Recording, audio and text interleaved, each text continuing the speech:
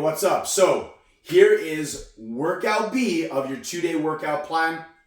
We're going to 2 new clusters of 3 exercises, and let's get to the first cluster. Our first exercise that we're going to do is a lateral squat. So for this exercise, let's first figure out what our stance is going to be. So I want you to get into your squat stance. You're going to squat down to the bottom of your squat, thighs about parallel, and now step out one leg. Okay, nice and straight while the other leg is in that squat position. Come up. This is your lateral squat stance. From here, you can do it with or without weight. If you have weight, we can get into that goblet position or 2 dumbbell position or body weight. And we're gonna lower ourselves to one side, keeping the one side straight. Just think about how you'd squat regularly. Pause, come up, and then down to the other side, pause, come up. Keeping that chest proud the whole time, thinking about pushing into the floor and pushing away. Now from a side view, you're gonna see it looks like this. It looks a lot like a squat. For some of us, we might need to lean a bit further forward because it's harder in this position to get into that upright position, and that's okay. If we're leaning forward a lot, stick with body weight for now. Otherwise, we can hold that weight here, making sure to keep the foot flat and push away. Things that we want to avoid is that our knee is caved in. We want to make sure it's in line with our midfoot and watching that we're not bowing forward too much. So still thinking about a squat, keep a leg straight, bend the knee, and come up. So we're doing 10 reps per side, and we'll do that by alternating. So in total, there's 20 reps. The second exercise is going to be a bent over row. Now there's 2 options for you, and this depends on your comfort level and on your time, because the first option is going to be a 2-arm row.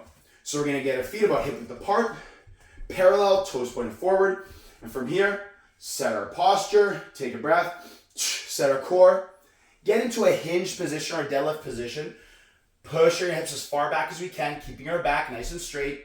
From here, we're gonna pull our elbows back, get that squeeze, and lower, okay? Pull your elbows back, thinking about these hands coming towards the sides of your ribs, and then down. What we don't want is elbows to the ceiling and shoulders shrugging.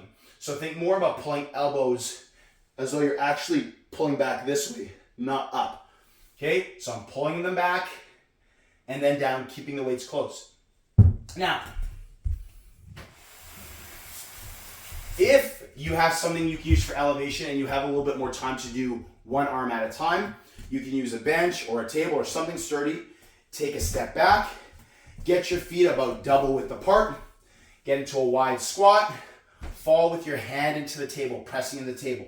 From here, grab the weight, reach your shoulder down, pull that shoulder blade back and row, and control down, slowly reaching with that shoulder blade forward, pulling it in, rowing, and down. Make sure to keep that neck straight.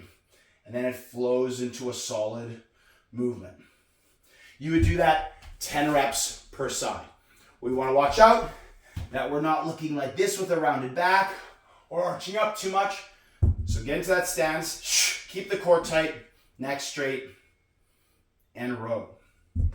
Now, we're going to follow that up with a core exercise. With this exercise, you grab something a little bit heavier in each hand because you're not actually going to be moving your arms at all. You're going to do a stationary march. So from here, feet a little bit closer, lock your posture, and we're going to do a slow march. Every time you pick one foot up off the ground, your body is going to want to move side to side. So we're really going to control and not let that happen. How do we do that? Making sure we spread our toes, making sure we feel our whole foot in the ground, big toe, little toe, heel, and driving that leg into the ground, squeezing the glute, locking the knee, keeping that core nice and tight. You're going to do that for 10 slow reps. If you want, you certainly could go up to 15 or 20 reps to challenge it, but that's based on your time that you have available. So 10 reps for lateral squats per side, 20 in total alternating, 10 rows, 2 arms or 1 arm, making sure to switch and do both sides, and then our stationary march.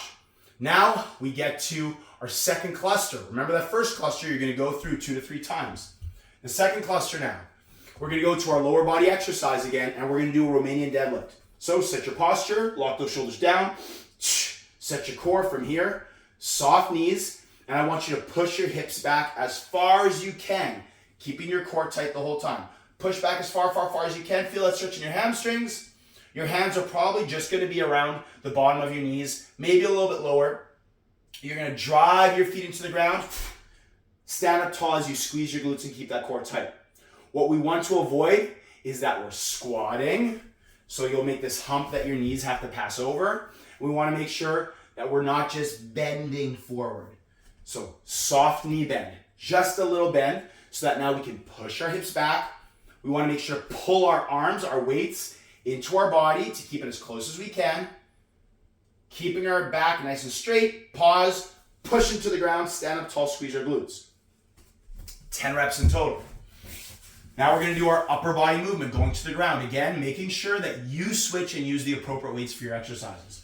Our next exercise is going to be our dumbbell floor press. It's a chest press.